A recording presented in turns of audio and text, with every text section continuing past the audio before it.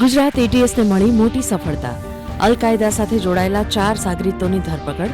અલ-કાયદા in Indian સબકોન્ટિનેન્ટના મોડ્યુલનો પર્દાફાશ. દિલ્હીનો મુખ્ય આરોપી પાકિસ્તાન સાથે સંકળાયેલો.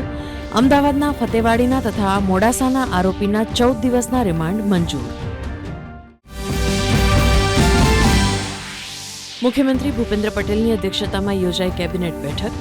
ખરાબ માર્ગોના હાથ ધરાયેલા કામો સહિત રાજ્યમાં વરસાદ તથા જળાશયોની સ્થિતિની કરાઈ સમીક્ષા. અન્ય નીતિગત વિષયો અંગે પણ થઈ ચર્ચા.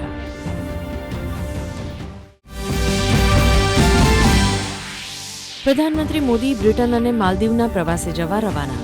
પ્રથમ તબક્કા દરમિયાન બ્રિટનની લેશે મુલાકાત. યુકેના પ્રધાનમંત્રી કીર સ્ટારમર સાથે કરશે મંત્રણા. કિંગ્સ ચાર્લ્સ તૃતીય સાથે પણ કરશે મુલાકાત. ચોમાસુ સત્રનો ત્રીજો દિવસ પણ વિપક્ષના હોબાળાથી અવરોધાયો.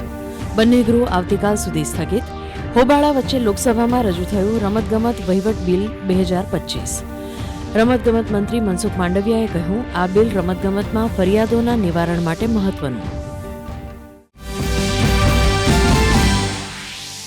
સંસદમાં વિપક્ષના સતત હોબાળા અંગે ભાજપનો આક્ષેપ.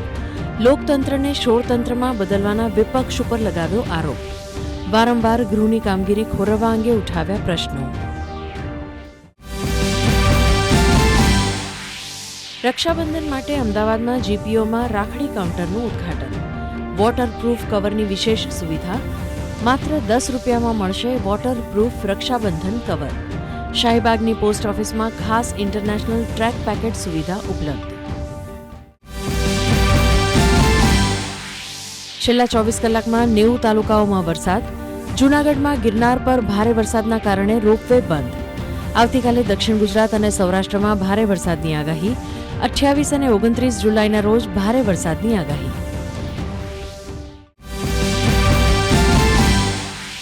માન્ચેસ્ટરમાં ભારત અને ઇંગ્લેન્ડ વચ્ચે રમાઈ રહી છે ચોથી ટેસ્ટ મેચ. ભારતના 1 વિકેટે 98 રન. ઇંગ્લેન્ડે ટોસ જીતીને પસંદ કરી બોલિંગ. શ્રેણી સરભર કરવાના ઇરાદા સાથે મેદાનમાં ઉતરી ટીમ ઇન્ડિયા.